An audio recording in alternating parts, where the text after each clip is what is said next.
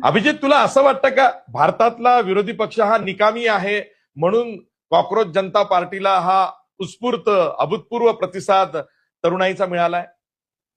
Sir, निकामी तर आहेच, हे तर नक्की आहे. पण त्याच्यापेक्षा मला वाटतं त्यांचा जो मोठा फॉल्ट आहे किंवा मोठी चूक जी आहे ती ही आहे की हे त्या तरुणांना त्या प्रकारे एंगेज नाही करू शकले किंवा कम्युनिकेट नाही करू शकले जसं केलं पाहिजे.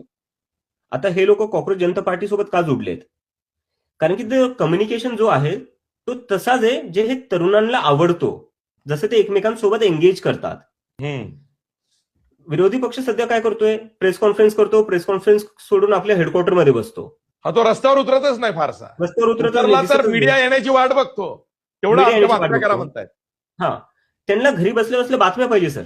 हा, तसं नाही चालत. तुम्हाला लोक जिथं आहेत तिथं त्यांना भेटून त्यांना समजावं लागेल. आणि इंस्टाग्राम माध्यम ते